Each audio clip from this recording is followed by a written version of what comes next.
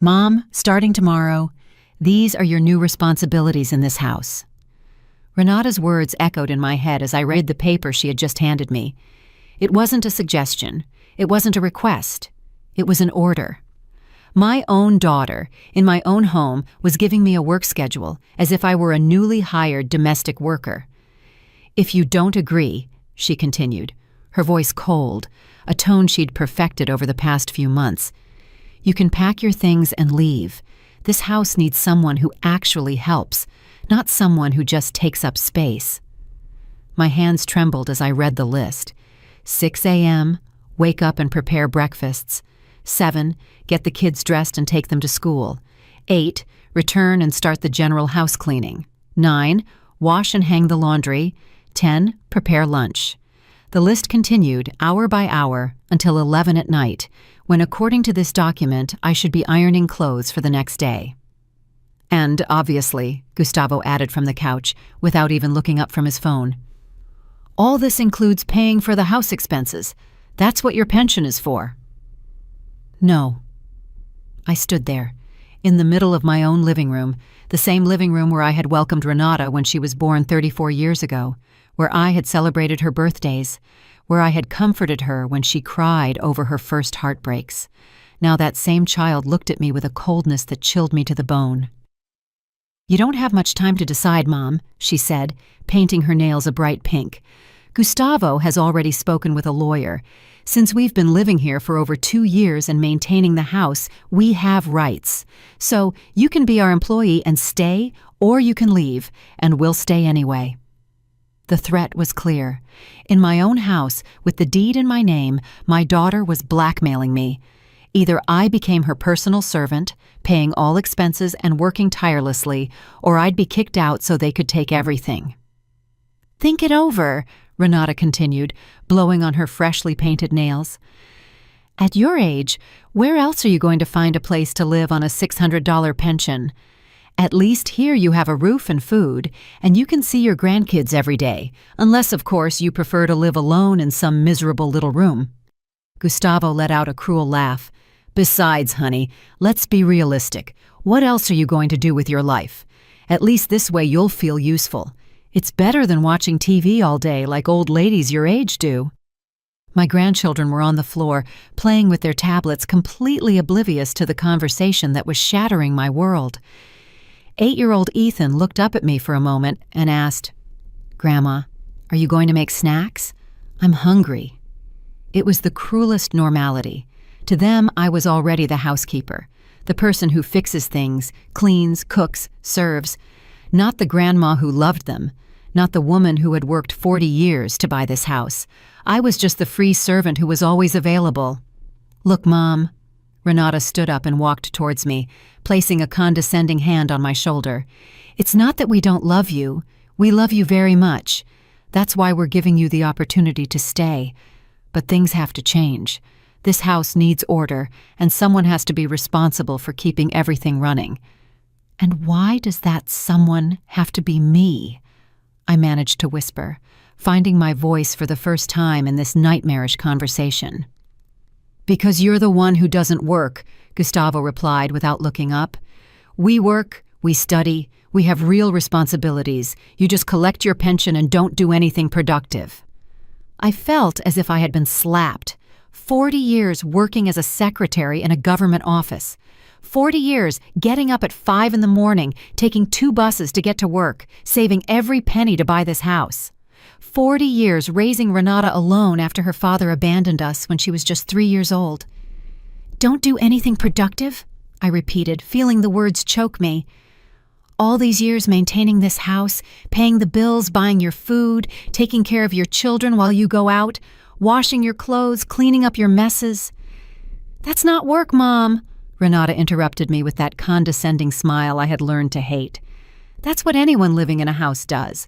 The difference is that now it's going to be organized with fixed schedules, so everything runs smoother. I looked around my living room. The furniture I had bought with so much sacrifice was ruined. The leather sofa, which had taken me 2 years to pay off, had food stains and tears from when the kids jumped on it without anyone correcting them. The wooden coffee table, which had been my pride, was covered in marks from glasses and hot plates that no one bothered to put on coasters. On the walls, my family photos had been replaced by movie posters Gustavo liked. My book collection had been relegated to a box in the garage to make space for the video games and electronic gadgets they constantly bought with the money I gave them.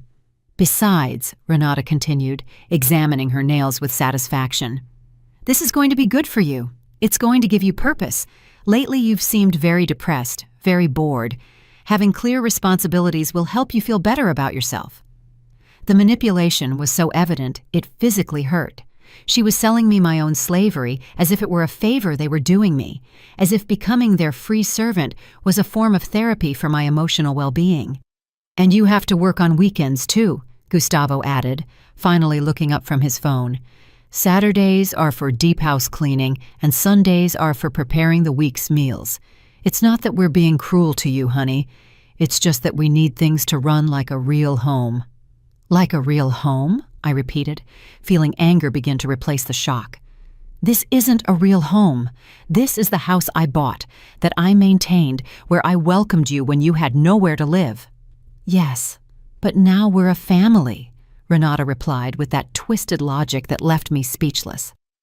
And in a family, everyone has their role. Ours is to work and earn income. Yours is to keep the house running. It's fair. Valerie, my 6-year-old granddaughter, approached and tugged at my skirt. Grandma, can I have cookies? The ones on top of the fridge. I looked at her and saw in her eyes the same expectation I had seen in her mother's eyes when she was her age. The expectation that Grandma always says yes, always fixes things, always available. But now that expectation came with an official schedule, an unsigned contract, an implicit threat. In a moment, my love, I told her, caressing her head. No, Renata interrupted sharply. Valerie, your grandma is going to follow a new schedule. If you want something, you have to ask her at the right time. It's 4 p.m. now, and according to the schedule, this is her snack prep time anyway.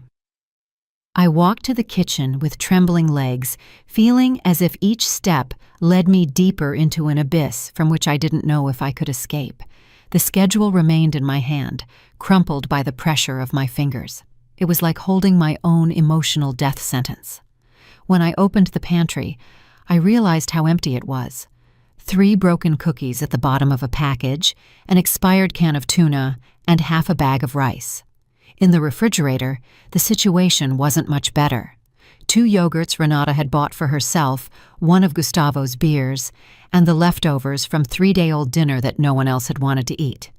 Grandma, there are no cookies, Valerie shouted from the living room with that impatience she had learned from her mother. I'm coming, my love, I replied, knowing perfectly well that I would have to improvise with what little there was, or rather, with what little they had left me to have in my own kitchen. I heard Renata's footsteps approaching. Her heels echoed with an authority they hadn't had in this house before. It was as if the simple act of having handed me that paper had transformed her into the official owner of everything. Mom, while you're in the kitchen, I wanted to remind you that you need to go to the supermarket early tomorrow. I made a list of everything we need, she said, sticking a paper on the refrigerator door. It's about $150 worth of groceries. Oh, and you also need to stop by the pharmacy to pick up the kids' vitamins and Gustavo's special shampoo. $150, a quarter of my monthly pension for a week's worth of groceries, for a family that had decided my money was theirs, by right.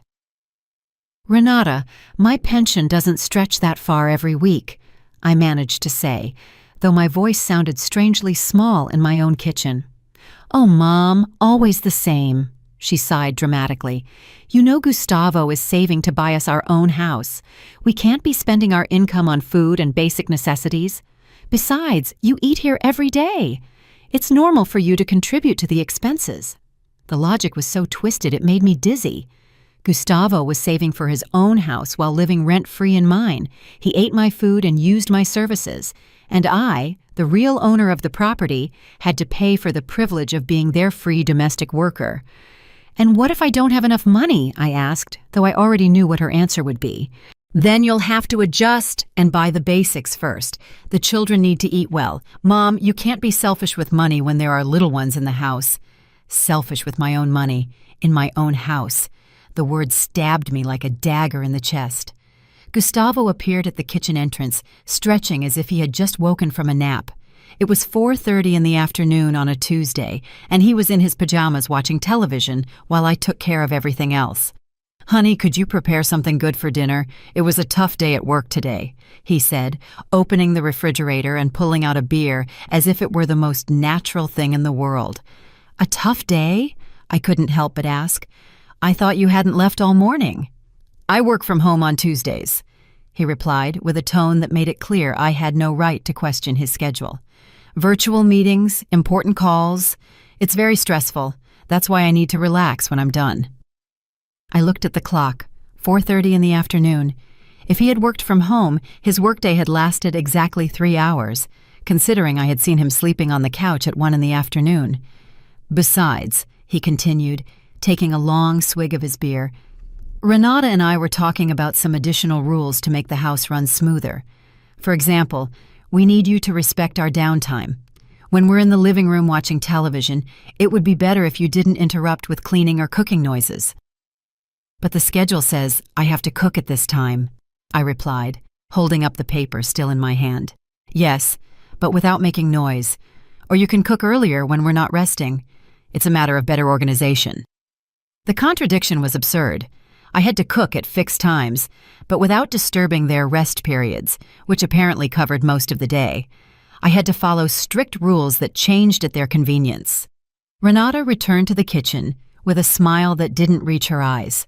It was that smile she had perfected since adolescence, the one she used when she wanted something or when she was about to say something particularly hurtful, disguised as concern.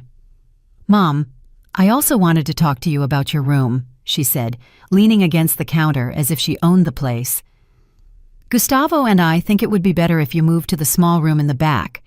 We need the master bedroom because it's bigger, and we have more things." The master bedroom. My master bedroom.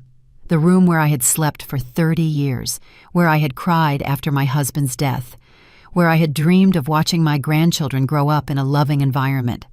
Now they wanted to relegate me to the tiny service room, literally. "That room is very small, Renata," I said, feeling my voice crack. "There's barely enough room for a twin bed." "It's perfect for you, Mom. You don't need much space anyway. And that way we can have a bigger closet for our clothes and the kids' stuff. It's more practical for everyone." More practical for everyone. That was the mantra that justified every humiliation, every loss of dignity, every step towards my conversion into a shadow in my own life.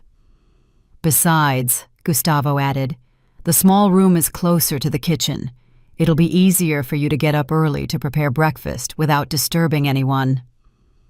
Of course, my new location in the house had been calculated to maximize my usefulness as a domestic worker, close to the kitchen to serve better, far from the main living areas, so as not to bother the true inhabitants of the house. "And when do I have to move?" I asked, though I already knew I had no real choice. "This weekend would be perfect," Renata replied cheerfully, as if we were planning a vacation. "Gustavo can help you move the heavy things. Well, the few things you need to take. Most of the furniture in the master bedroom we're going to use ourselves. The furniture I had bought, the solid wood dresser, which had been my first purchase when I got my first job, the vanity with a mirror where I had gotten ready for my wedding, the marital bed where I had conceived Renata, all of that would now be theirs because it was more practical." Ethan ran into the kitchen with his tablet in his hands and an urgent expression. "Grandma, my battery died and I need the charger. Where is it?" "In my room, honey. Go get it," I said automatically. "No," Renata intervened firmly. "Ethan, you can't go into your grandma's room without permission. She'll bring you the charger when she finishes preparing snack." The humiliation was complete. Now, not even my grandson could freely enter my room, but Renata and Gustavo could decide when and how I should move, what furniture I could keep, and which room I was allowed to live in. "And one more thing, Mom," Renata continued, as if it were an endless list of new restrictions. Sundays are our family day. Gustavo and I want to spend quality time with the kids, so it would be better if you plan to go out on those days. You can go to the park, visit a friend, whatever you want. We just need space to be a family. Sundays. My family day, too. The day I had reserved for years to do special activities with my grandchildren. To cook together, to watch movies cuddled on the couch. Now it was the day I became an intruder in my own home. "And where am I supposed to go every Sunday?" I asked, feeling tears well up in my eyes. "I don't know, Mom. You surely have friends. You can go for a walk, go to church. There are many things a person your age can do. The important thing is that you have your own activities, that you don't depend so much on us for entertainment." That night I couldn't sleep. I lay in bed, staring at the ceiling that would soon no longer be mine, thinking about how I had reached this point. At what moment had I stopped being the mother and become the servant? When had I lost the right to have an opinion in my own home? I remembered when Renata arrived with Gustavo and the children. 2 years ago, they had lost their apartment because Gustavo had lost his previous job. They arrived with tears in their eyes, hugging me and promising it would only be for a few months while they recovered financially. "You're our salvation, Mom," Renata had told me that first night. "I don't know what we'd do without you. You're the best mother in the world." The first few weeks had been almost pleasant. It was wonderful to have the house full of life again, to hear the children's laughter running through the hallways that had been silent since my husband died. Renata helped me with the cooking. Gustavo helped with some minor repairs, and the little ones filled my heart with their spontaneous hugs. But gradually, so slowly that I didn't realize it until it was too late, things began to change. First, it was Renata asking me to watch the children while she went job hunting. Then it was Gustavo expecting me to prepare dinner because he was too tired from his job interviews. Afterward, it became natural for me to pay for groceries because, after all, we all eat here. Every favor I did became an expectation. Every gesture of love transformed into an obligation. Every time I said, "no problem" to a request, I was signing my own emotional servitude. At 3 in the morning, I heard noises in the kitchen. I quietly got up and walked down the hallway, finding Gustavo serving himself cereal directly from the box, leaving crumbs all over the countertop that I had cleaned before going to bed. "Gustavo, is everything okay?" I whispered, so as not to wake the children. He looked at me startled, as if he had been caught doing something wrong. "Yes, I was just hungry. It's nothing. But tomorrow there will be cereal in the bowl for the children," I said, seeing that the box was almost empty. "Oh, honey, don't be dramatic. It's just cereal. You can buy more tomorrow," he replied, leaving the empty box on the countertop and heading back to his room. My room. I stood there in the dark, cleaning up the crumbs he had left, realizing that this was my life now, cleaning up their messes in silence at 3 in the morning while he slept in my bed without the slightest concern for the consequences of his actions. On Friday morning, as I prepared breakfast according to my new official schedule, Renata came downstairs with an energy I hadn't seen in months. She was wearing a red dress I didn't recognize and shoes that cost more than my week's worth of groceries. "Mom, I need you to watch the kids all weekend," she announced, as she poured coffee into my favorite mug, the one with little painted flowers that my husband had given me on our 5th anniversary. "Gustavo and I are going on a couples retreat at the downtown hotel. We need to reconnect after all this stress." "A couples retreat?" I repeated, unable to hide my surprise. "And with what money?" "Oh, Mom, always thinking about money," she replied with that artificial laugh she had perfected. "Gustavo got a bonus at work. We deserve a break after everything we've been through." A bonus. Gustavo, who worked 3 hours a day from home, had received a bonus. But somehow that money wasn't enough to buy cereal or contribute to household expenses. It was only enough for luxury hotels and romantic retreats. "And the kids will be okay with me all weekend?" I asked, though I already knew my opinion didn't matter. "Of course they will. You're their grandma. It's natural for you to take care of them. Besides, according to your new schedule, weekends are designated for activities with them," she said, checking her phone as she spoke. It was true. In my servitude schedule, weekends were marked as intensive childcare and deep house cleaning time. Apparently, my rest didn't exist in their concept of family organization. "Renata, we need to talk," I said, feeling something break inside me. "This can't go on." She looked up from her phone with an expression of genuine surprise, as if she couldn't understand why I was protesting against my obviously reasonable fate. "Talk about what, Mom? Your negative attitude lately? Because yes, I've noticed you're very grumpy. Maybe you should see a doctor at your age. It's normal to have hormonal changes that affect your mood." Hormonal changes. My indignation at the abuse was a medical problem I needed to solve. My resistance to humiliation was a symptom of my advanced age that required professional treatment. "I'm not sick, Renata. I'm tired of being treated like an employee in my own home," I said, surprising myself with my own clarity. "Employee," she repeated, putting on an offended expression that would have won an Oscar. "Mom, how can you say that? Your family. What happens is that in a family, each person has responsibilities. Ours are to work and generate income. Yours is to keep the house running. It's that simple." "And why do my responsibilities include paying all the expenses and working 24 hours a day?" I asked, feeling my voice tremble but grow stronger. "Mom, no one asked you to work 24 hours. The schedule we gave you is very reasonable. You have free time between activities. You can rest, watch television, do whatever you want in your free time." I looked at the schedule taped to the refrigerator. The free time it mentioned were 30-minute intervals between tasks, enough to go to the bathroom or get a glass of water, but not enough to truly rest. "And the money? Why do I have to pay for everything if you have income?" I insisted. "Because we are saving for our future, Mom. We can't be spending our money on current expenses when we have long-term goals. You've already lived your life. You've had your opportunity to save and plan. Now it's our turn." The logic was devastating in its cruelty. According to their reasoning, I had already had my chance to live, and now my role was to finance and facilitate their opportunities. My pension, earned with 40 years of work, was less important than their long-term goals. Gustavo appeared in the kitchen, already dressed to leave, with a smile that I found increasingly repulsive. He approached Renata and kissed her on the cheek, a gesture of possession and complicity that completely excluded me.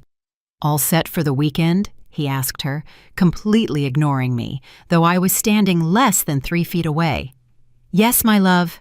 I've explained everything to Mom. She'll take care of the kids and the house," Renata replied, as if I were just another object she had arranged for their absence. "Perfect, honey. Just one more thing," Gustavo said, finally addressing me. "On Monday, my mother is coming to visit us for a few days. She'll need the guest room, so it would be good if you have it spotless.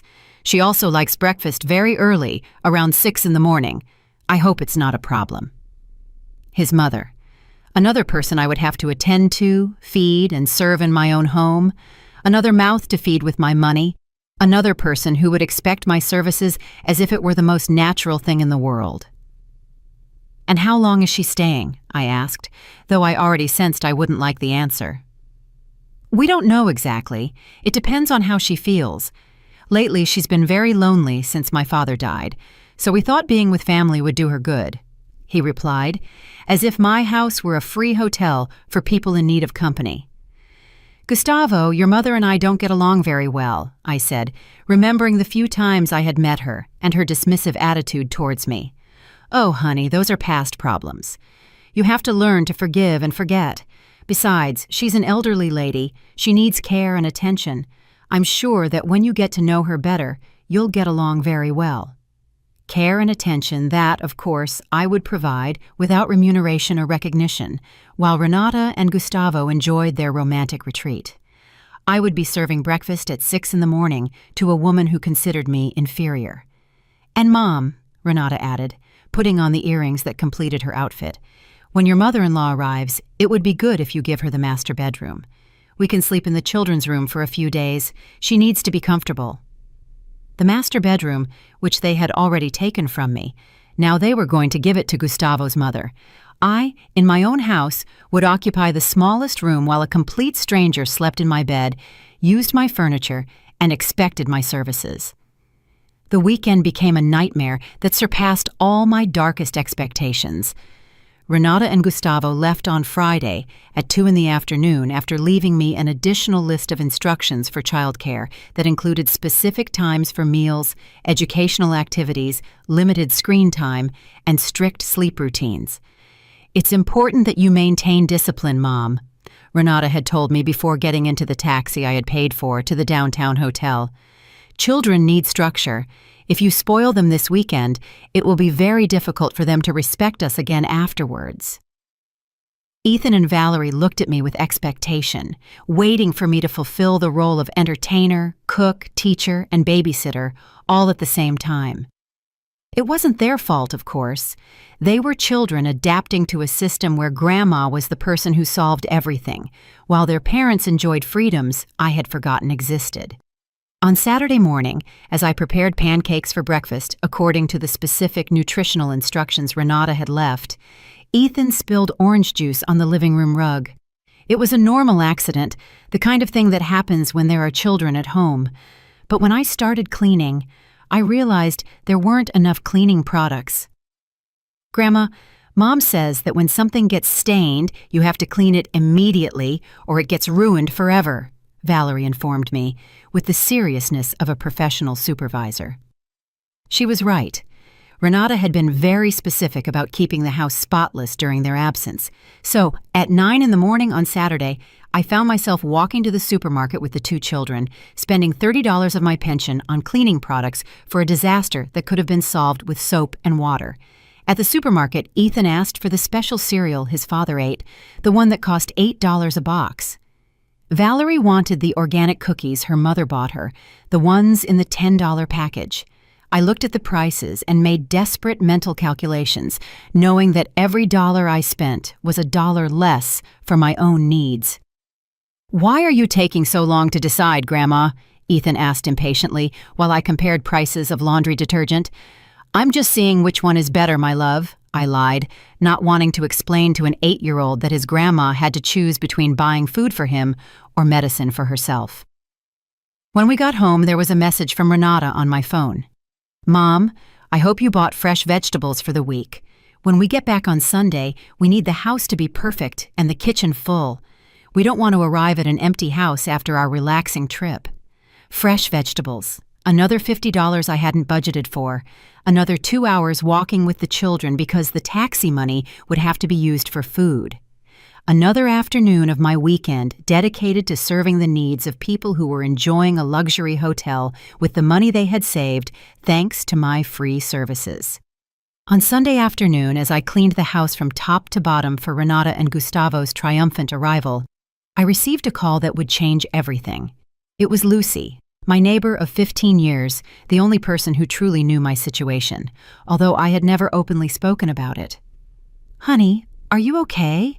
You've seemed very strange lately," she said with that warm voice that reminded me what it was like to have a conversation without timers or to-do lists. "Yes, I'm fine," I lied automatically as I folded Gustavo's clothes that I had washed and ironed over the weekend. "No, you're not okay. I see you leaving very early every morning, as if you're rushing somewhere, and I see you coming home with supermarket bags almost every day. What's going on in your house?" she insisted with that gentle persistence that characterized true friends. For a moment, I was tempted to hang up. It was easier to keep pretending that everything was normal, that it was natural for a 66-year-old woman to live like a housekeeper in her own home. But something in Lucy's voice broke me. "Lucy, can you come over for a moment? I need to talk to someone," I said, surprising myself with my own honesty. "I'm on my way," she replied without asking questions.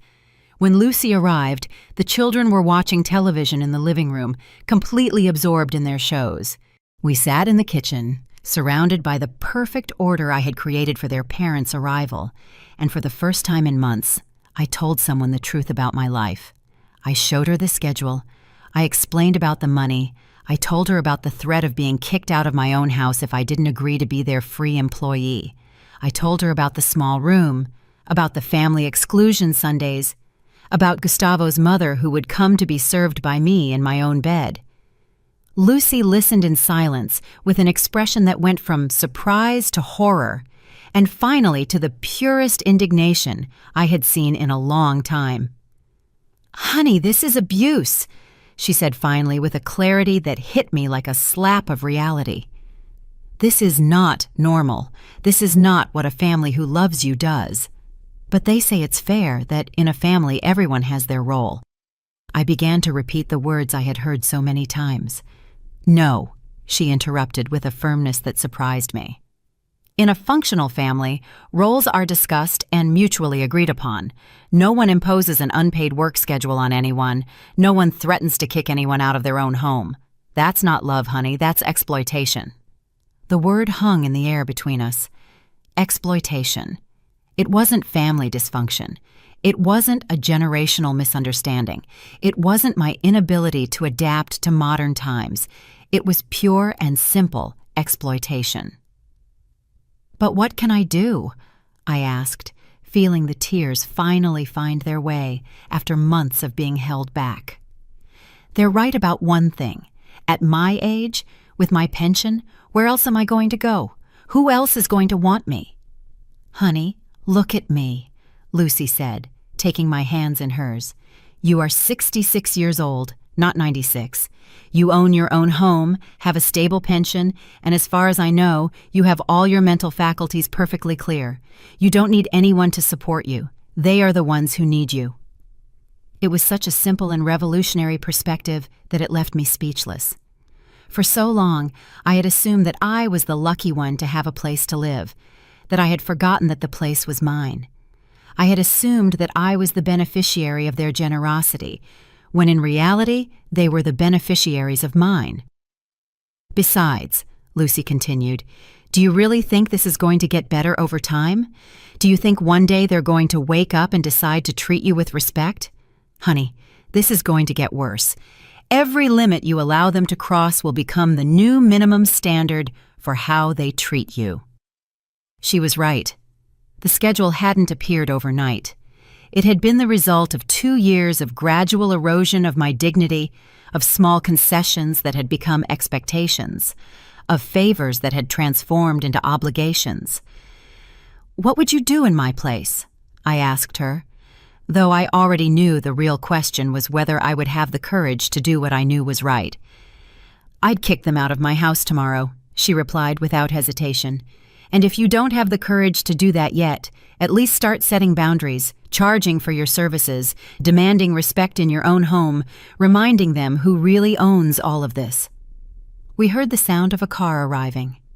Renata and Gustavo had returned from their romantic retreat, tanned and relaxed, ready to resume the routine where I was their personal employee and they were my benevolent bosses.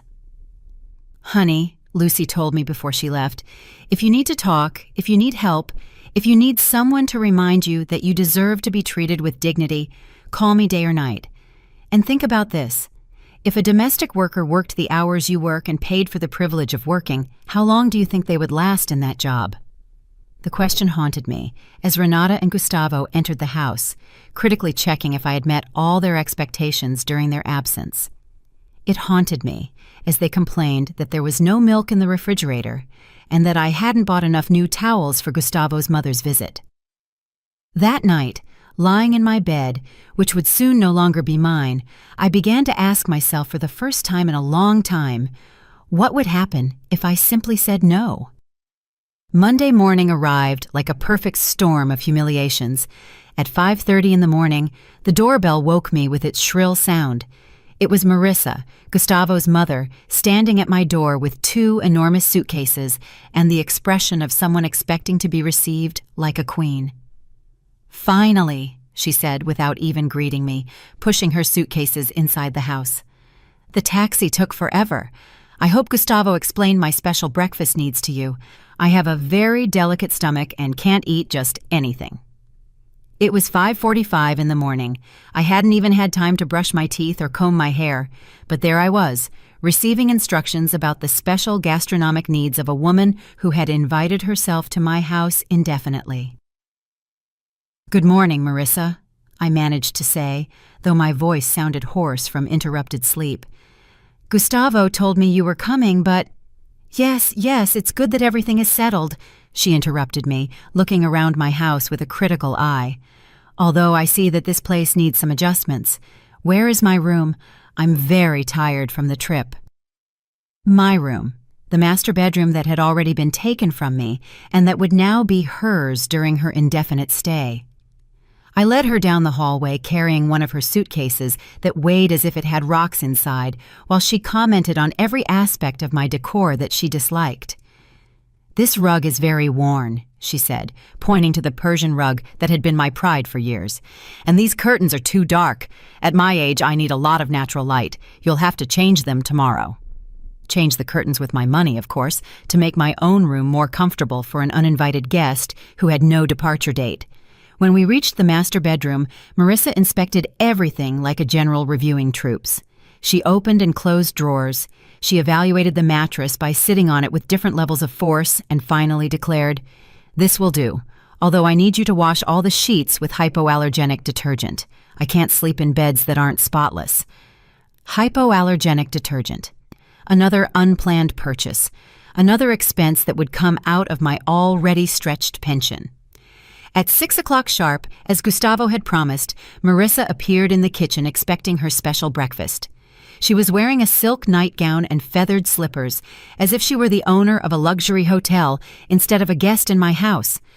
"I need 2 scrambled eggs, but very dry, no oil, whole wheat toast, but barely toasted, not burnt, very light coffee, almost like tea, and fresh fruit, but only the perfectly ripe ones." She recited her demands as if it were a menu I should have memorized. I had no eggs. I had no whole wheat bread. I had no fresh fruit, because I had spent all my money over the weekend on the children's whims and cleaning products to keep the house perfect for Renata and Gustavo's return. "Marissa, I don't have exactly what you're asking for, but I can prepare something similar," I began to explain. "What do you mean, you don't have any?" She interrupted me with an indignation that filled the entire kitchen. "Gustavo didn't tell you what I needed? This is unacceptable. A house without the basic ingredients for a decent breakfast." At that moment, Gustavo appeared in the kitchen, already dressed for work, with that annoyed expression he wore when something interfered with his perfectly organized routine. "What's going on here? Why so much noise so early?" he asked, although it was his mother who had been shouting. "Your housekeeper doesn't have food in the house," Marissa replied, pointing at me as if I were a defective object.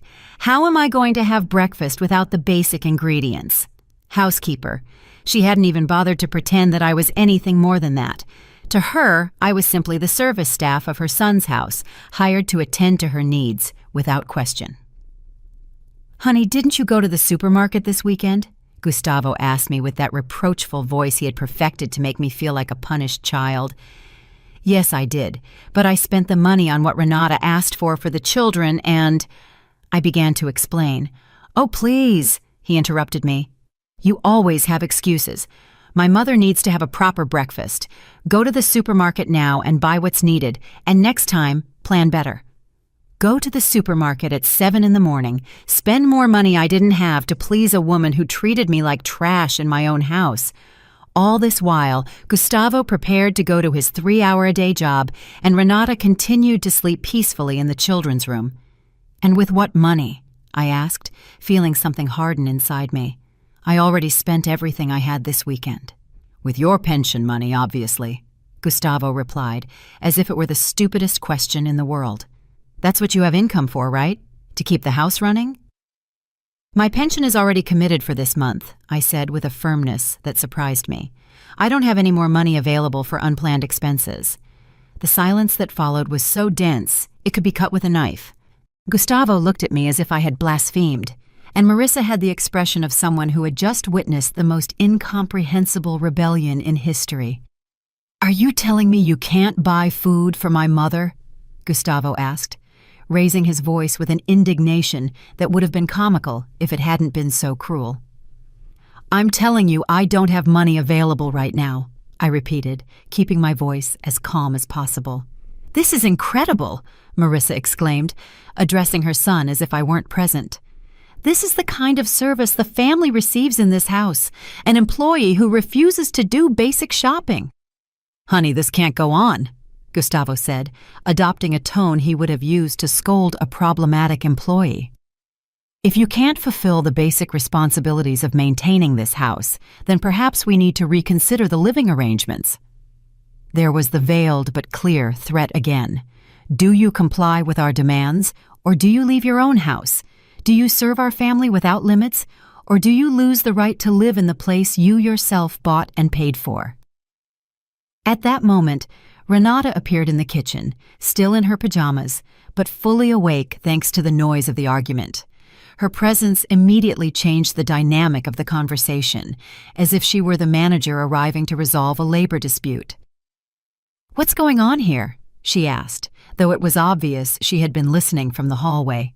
"Your mother is refusing to go to the supermarket to buy breakfast for my mom," Gustavo explained to her, as if he were a child reporting another child's bad behavior.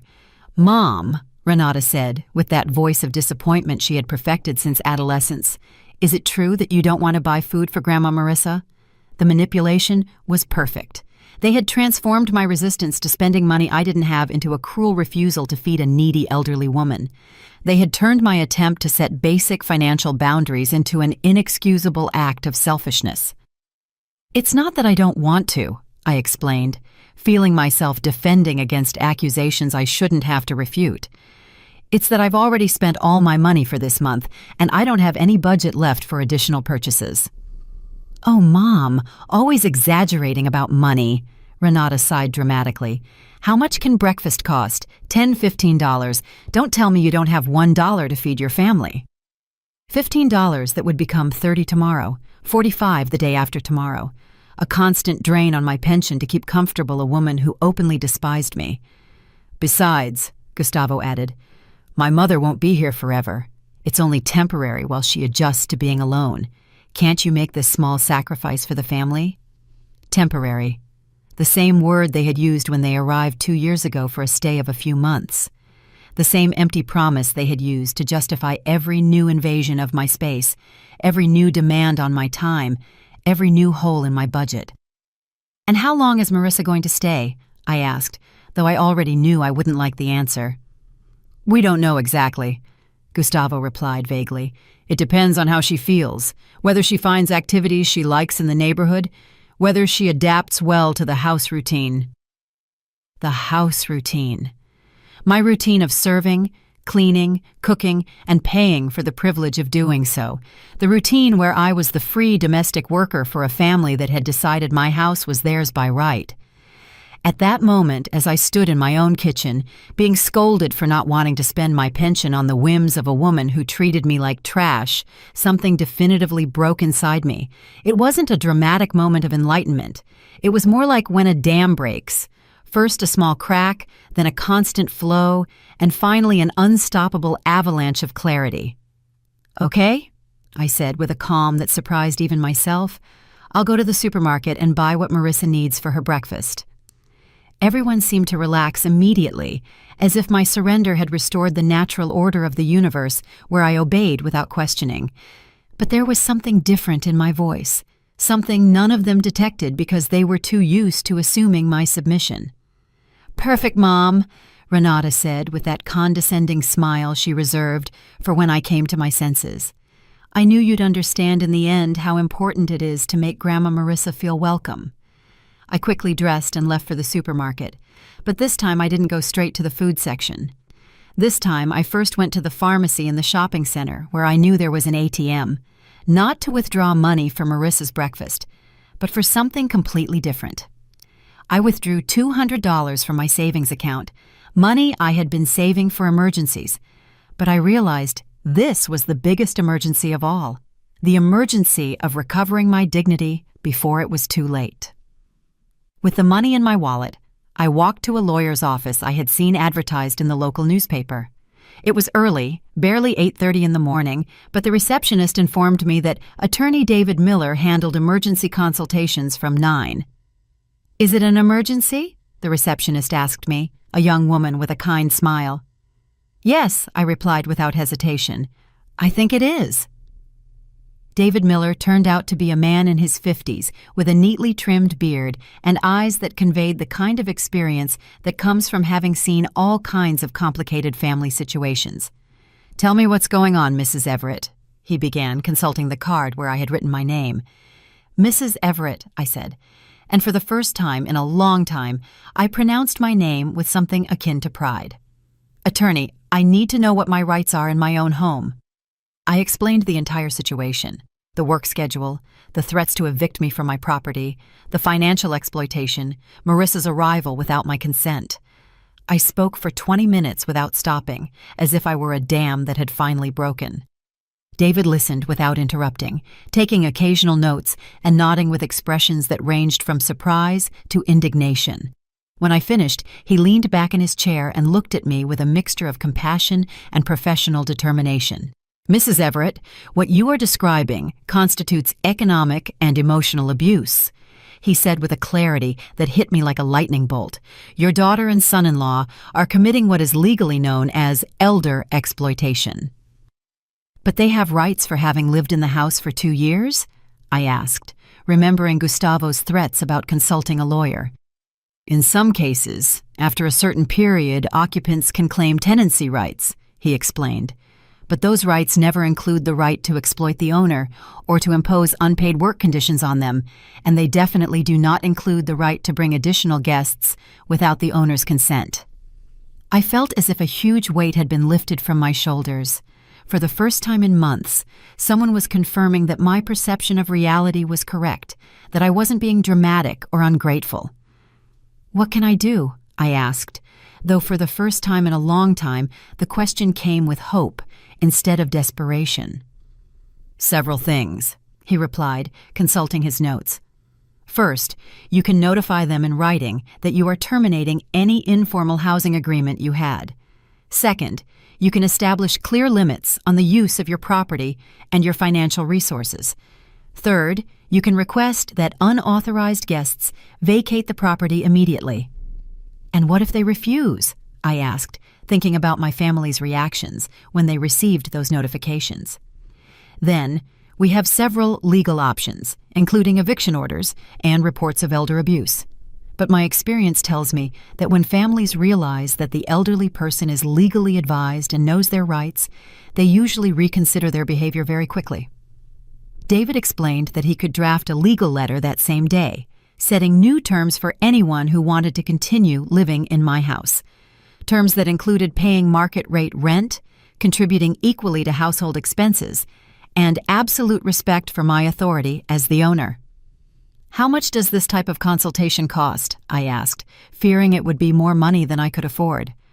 For elder abuse cases, we have special rates, he said with a reassuring smile. $100 for the initial consultation and $200 for drafting the necessary legal notifications.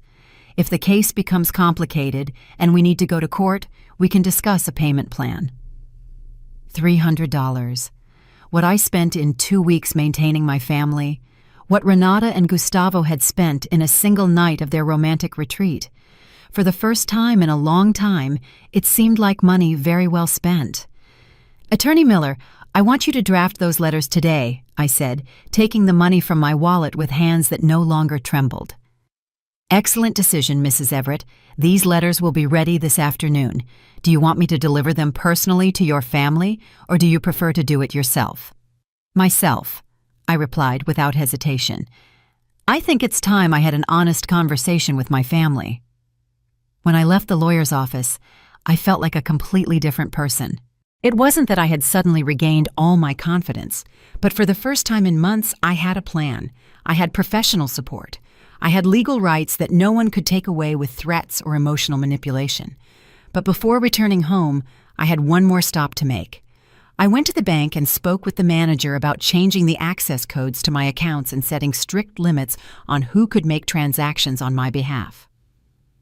Have you had problems with unauthorized access to your accounts? The manager asked me, an efficient woman who seemed to immediately understand the situation. Let's just say I want to make sure only I can handle my money from now on, I replied. Very sensible, she told me while processing the changes.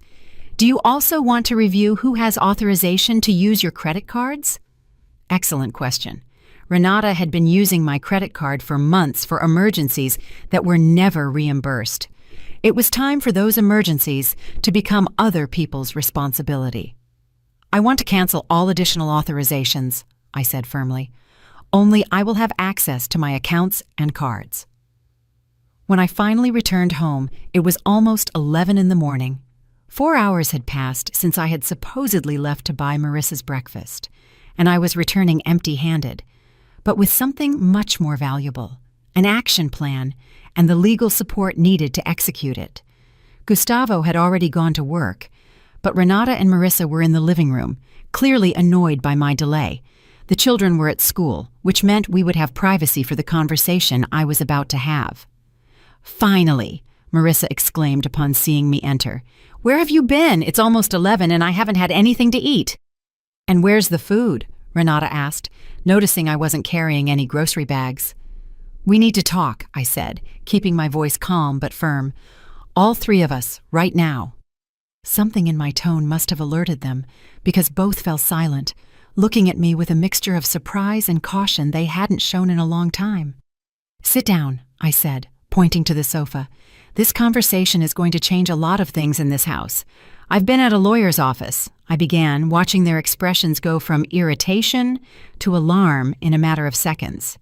And I've learned some very interesting things about my rights as the owner of this house. The silence that followed was deafening. Renata looked at me with that expression she wore when she was a child and was caught doing something she knew was wrong. Marissa, for her part, seemed genuinely confused, as if she couldn't understand why a housekeeper would be consulting lawyers. Mom, what are you doing? Renata asked, with a voice that tried to sound concerned but couldn't hide the panic. Why did you go to see a lawyer without telling us anything? Because I wanted to understand exactly what my legal situation is in my own home, I replied, keeping my voice serene. And it turns out it's very different from what you've led me to believe. I took out the documents David had prepared in record time, 3 letters with official letterhead addressed respectively to Renata, Gustavo, and Marissa. The weight of the paper in my hands felt like the weight of my own dignity being restored. These are legal notifications, I continued, placing the documents on the coffee table. You can read them now, or you can wait for me to formally deliver them to you this afternoon, but the content is the same.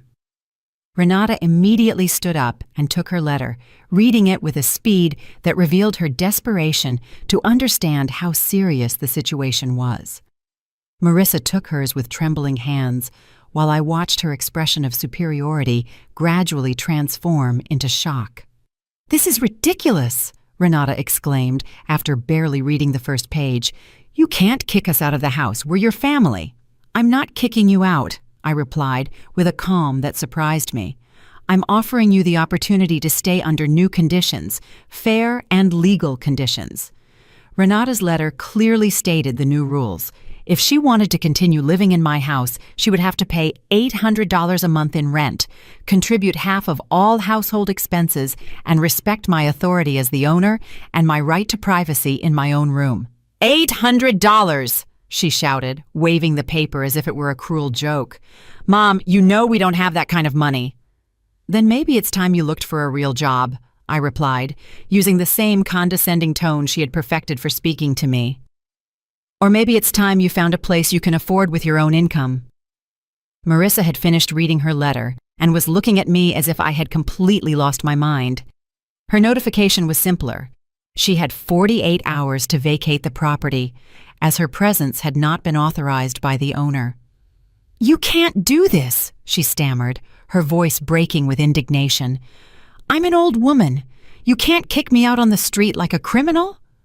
I'm not kicking you out on the street, I replied firmly. I'm asking you to return to your own home or to find accommodation in a place where you are a welcome guest, not an imposed burden.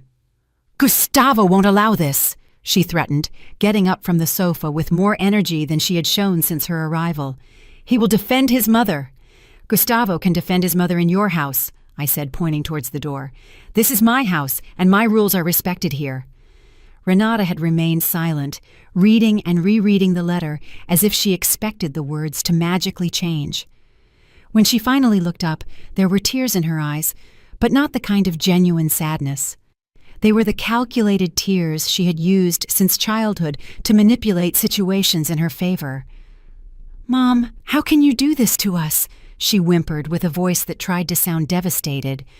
"We love you. We just wanted us to be a united family, and this is how you pay us back? You threaten us with lawyers?" "A united family doesn't work with work schedules for one of its members," I replied, standing firm against her performance. "A united family doesn't threaten its members with kicking them out of their own home if they don't agree to be free domestic workers." "We never threatened to kick you out," she protested, though both of us knew that was exactly what they had done. "Renata, I have the list you gave me," I said, taking the crumpled schedule from my purse. "At the end, it clearly says that if I don't agree with these conditions, you understand that I prefer to find another place to live. What do you call that?" She was speechless for a moment, clearly looking for some way to reinterpret her own written words. Finally, she opted to change strategy.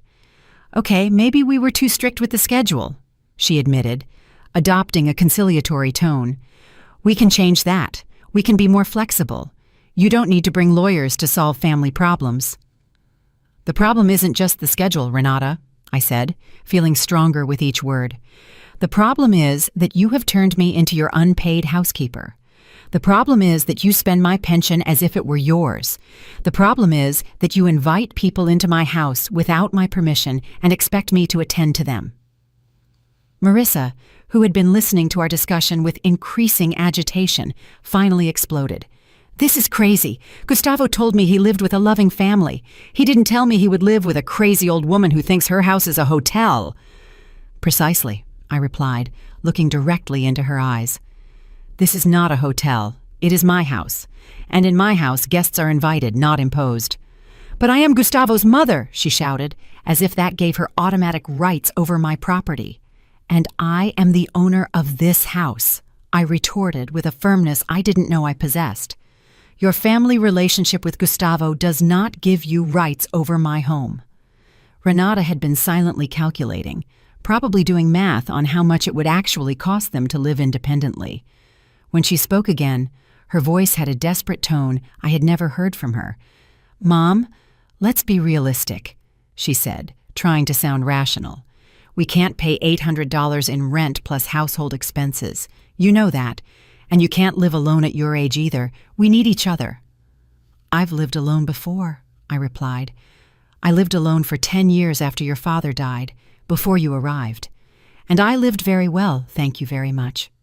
"But now you're older," she insisted, playing the age card as a last resort. "What are you going to do if you get sick? What are you going to do if you need help?" "I'll hire professional help if I need it," I said, an idea that had just occurred to me but sounded perfectly sensible. There are many services for seniors that charge for their services and provide them with respect and professionalism. "Are you going to pay strangers instead of accepting help from your family?" she asked, as if the idea were personally offensive. "I'm going to pay for professional services instead of being exploited by people who take advantage of my love for them," I corrected. "There's a very important difference." At that moment, the phone rang.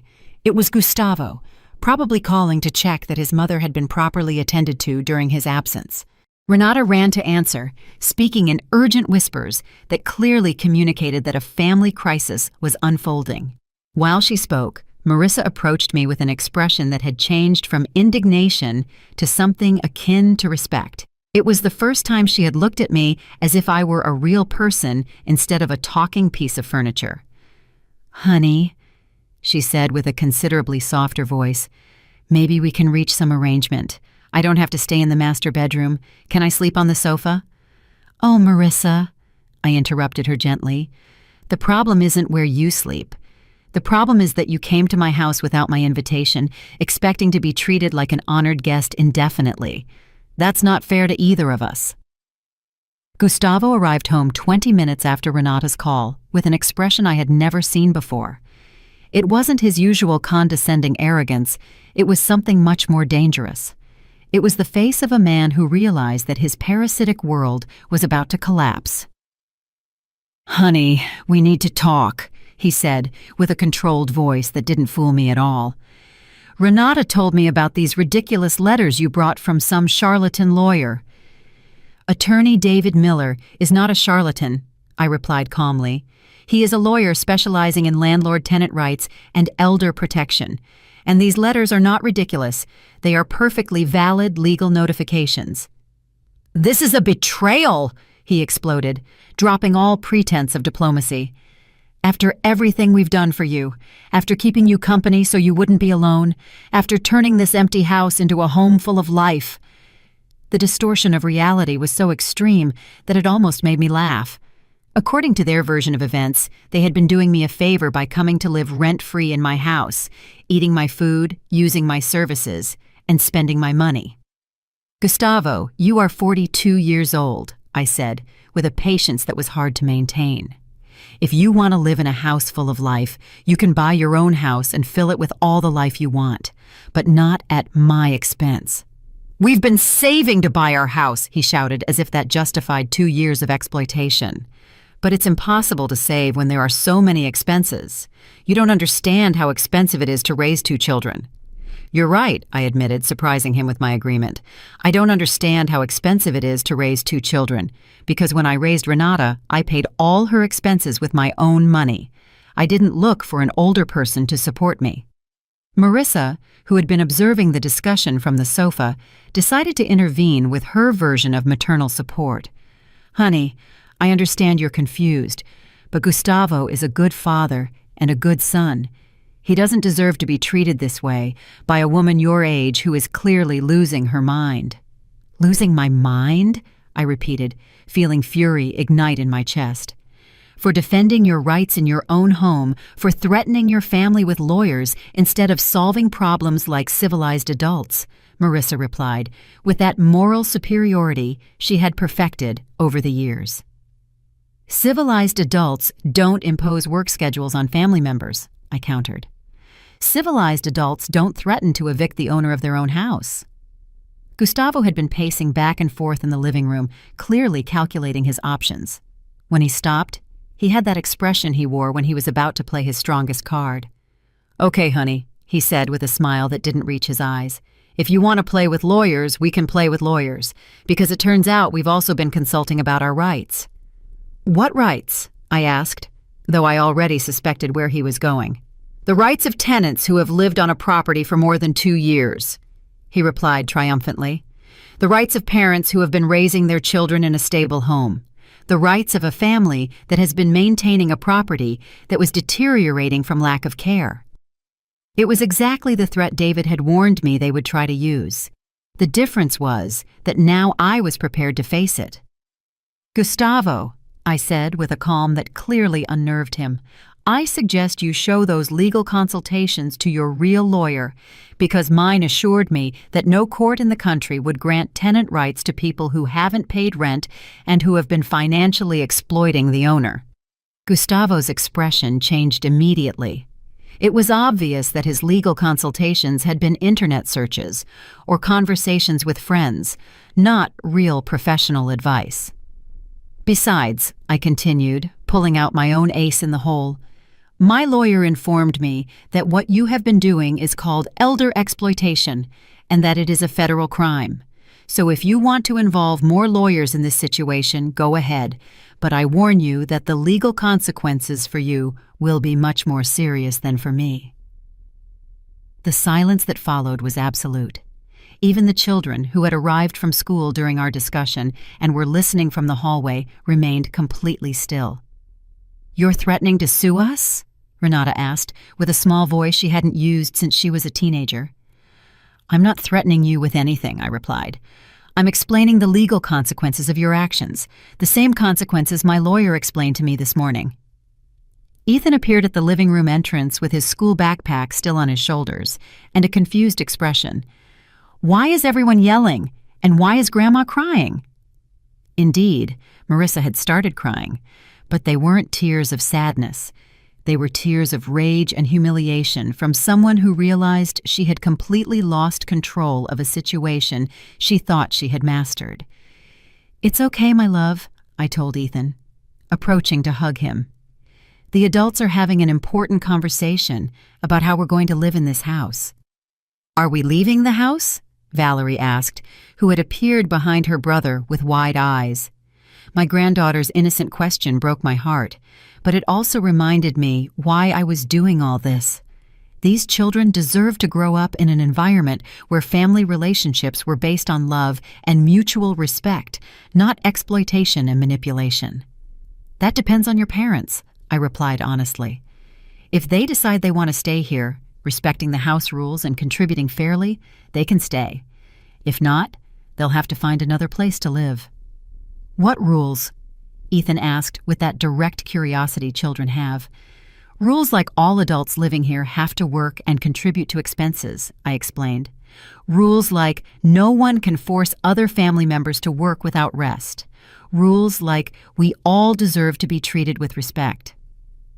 Gustavo looked at me with an expression that would have been intimidating a week ago, but now seemed simply pathetic.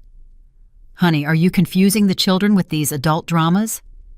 "The children were already confused," I countered. They were confused seeing their grandma being treated like a housekeeper. They were confused hearing their parents talk about kicking their grandma out of her own house. Now at least they're hearing that there's another way to live as a family. Renata approached her children and hugged them in a gesture that would have been tender if it hadn't been clearly calculated to generate pity. "Children, go to your room and do your homework. The adults need to finish talking." When the children left, the atmosphere in the living room became even more tense. It was as if we were all waiting for someone to make the next move in a chess game where the rules had completely changed. "Okay," Gustavo finally said, adopting a negotiating tone.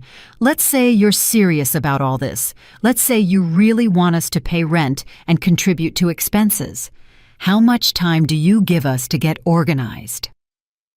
"The letters specify 30 days, I replied, consulting the documents. 30 days to decide if you accept the new conditions and start complying with them, or 30 days to find another place to live." "And my mother?" he asked, pointing to Marissa, who was still sobbing on the sofa. "Your mother has 48 hours, I said firmly. "She has no housing agreement with me, authorized or unauthorized. Her presence here was an imposition, not an invitation." "You can't kick an old woman out with only 2 days' notice," Gustavo protested. "I can, and I will," I replied, surprising myself with my own determination. "Your mother has her own home. If she doesn't want to live alone, she can find an appropriate place for people her age, or she can stay with relatives who have actually invited her." 3 months later, I woke up in my own bed, in my own room, at 7 in the morning because I wanted to, not because a schedule demanded it. The silence of the house didn't bother me. In fact, it was the most beautiful sound I had heard in years, the sound of peace. Marissa had left on the second day, exactly as the legal notice had specified. She left amidst dramatic tears and threats of never speaking to me again, as if that were a loss and not a blessing. Gustavo had to borrow money from his siblings to pay for a hotel while she decided what to do with her life. In the end, she chose to move into a senior living apartment where, I later heard, she constantly complained that the staff wasn't as efficient as I had been. Renata and Gustavo had tried all sorts of tactics during those first 30 days. First came total denial. They insisted that everything was a misunderstanding, that they could resolve things as a family without lawyers involved. When that didn't work, they tried emotional guilt. They constantly reminded me that I was missing the opportunity to see my grandchildren grow up, as if seeing them grow up required me to be their unpaid 24-hour babysitter. Then came anger. Gustavo yelled for 2 hours one night, calling me selfish, cruel, a bad mother, and an even worse grandma. Renata cried, begged me, hugged me, and even brought the children to ask me to change my mind. But for the first time in years, I stood firm. David had prepared me for each of these tactics, and I had calm, legal answers for all their overflowing emotions. The children are going to suffer because of you," Renata had told me during one of her last attempts at manipulation. "The children are going to learn that healthy family relationships are based on mutual respect, not exploitation," I had replied using the exact words David had suggested. The final phase had been the most revealing. During the last week before they left, both Renata and Gustavo had started treating me with an exaggerated courtesy that was almost more insulting than their previous abuses. Suddenly, I was Mrs. Everett, and please and thank you very much for everything. It was as if they had suddenly remembered that good manners existed, but only when they needed them for something. "Mom, we hope you understand that we always loved you," Renata had told me the morning they left. "It's just that sometimes families have misunderstandings." Misunderstandings. 2 years of systematic exploitation reduced to a simple misunderstanding, as if it had been a confusion about who should take out the trash and not a deliberate campaign to turn me into their free housekeeper. But they were gone. They moved into a 2-bedroom apartment on the other side of town, a place that cost exactly $800 a month in rent, plus expenses. Apparently, when it came to paying an unfamiliar landlord, they did have the money. Only when it came to paying me, their family, was their money not enough. The first few days after their departure had been strange. The house felt enormously empty after 2 years of being filled with constant noise, urgent demands, and the perpetual stress of serving other people. But gradually, that feeling of emptiness had transformed into something completely different: freedom. I could have breakfast when I wanted. I could watch the television shows I liked. I could decide what to cook based on my own cravings, not on the nutritional demands of 4 different people. I could spend my pension on my own needs and even treat myself to small luxuries I had forgotten existed. The first time I bought fresh flowers for my dining room table, I started crying right there in the supermarket. They were $15 that would have previously gone to special cereals or hypoallergenic shampoo for uninvited guests. Now they were $15 I could spend on something that made me happy for the simple pleasure of making myself happy. Lucy had been a blessing throughout the entire process. Not only had she helped me maintain my resolve during the most difficult moments, but she had become a true friend.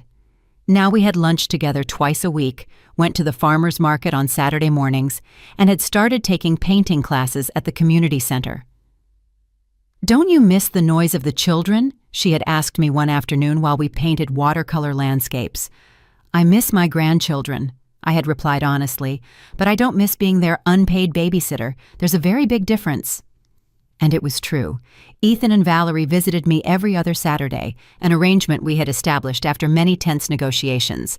At first, Renata had tried to use the visits as a form of pressure, suggesting that if I didn't give in on some aspect of the separation agreement, the visits could become more complicated to coordinate.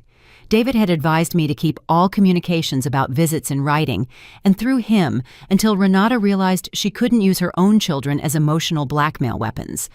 Eventually, we had reached a civilized agreement. The children came every other Saturday from 10 in the morning to 6 in the evening, and I took them to do fun activities I could afford, now that I wasn't subsidizing the lifestyle of 4 adults.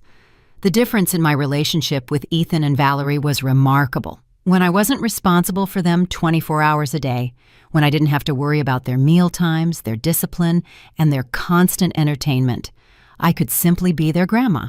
I could spoil them a little, laugh with them, listen to their school stories without being distracted thinking about what household chore I had to do next. "Grandma, why don't you live with us anymore?" Valerie had asked me during one of her first visits. "Because adults need their own spaces to be happy," I had explained. "Your mom and dad need their own home where they can make their own decisions, and I need my own home where I can make mine." "But you still love us?" she had insisted with that genuine concern that broke my heart. "I love you more than anything in the world," I had assured her, hugging her tightly. "And precisely because I love you so much, I want you to learn that people who love each other treat each other with respect and affection. They don't take advantage of each other." Ethan, who was older and more observant, had understood the situation surprisingly maturely. "Mom and Dad made you work a lot, didn't they, Grandma?" "Yes, my love," I had admitted, "but now we're all learning better ways to be a family." That morning, 3 months after the big change, I woke up with a feeling I had completely forgotten. Positive expectation. Not anxiety about what demands would await me during the day, but genuine curiosity about what good things I could choose to do. David had called me the previous week to inform me that Renata and Gustavo had officially withdrawn any legal claims to my property. Apparently, their consultations with real lawyers had confirmed what I already knew. They had no legal rights over my house, and any attempt to establish such rights would only result in charges of elder exploitation. "How does freedom feel, Mrs. Everett?" David had asked me with that warm smile I had come to appreciate so much. "It feels like waking up from a very long nightmare," I had replied. "It feels like remembering that I am a person, not an object." That morning, I got up when I wanted, had breakfast what I wanted, and dressed to go to my new favorite activity, senior dance classes I had discovered at the community center. At 66, I was learning to salsa. I had made new friends and was rediscovering parts of myself I had forgotten existed. As I prepared to leave, I looked at my reflection in the bathroom mirror. The woman who looked back at me no longer had that perpetually tired and anxious expression she had worn for the past 2 years. Her eyes were bright, her back straight, and she had something she had lost without realizing it. She had dignity. As I left the house, I locked the door and walked to the bus with firm steps. It was my house, my life, my decision. And for the first time in a very long time, those words didn't scare me. They filled me with pride because I had learned the most important lesson of my life. It's never too late to reclaim your self-respect, and once you reclaim it, no one can take it away from you again, no matter how much you love them or how much they love you. True love, I had discovered, never requires you to sacrifice your dignity, and true family never asks you to become less than you are so they can be more. If you enjoyed my story, you can support me by sending a super thanks so I can write more stories like this. Thanks a lot in advance. What about you? What would you do in this person's shoes? I'd really love to hear your thoughts, so drop them in the comments. I'm always curious to know what you think. Oh, and let me know where you've heard this story. If you want to hear more life stories like this, like the video and subscribe to my channel. There are many more waiting for you. Big hugs, and see you next time.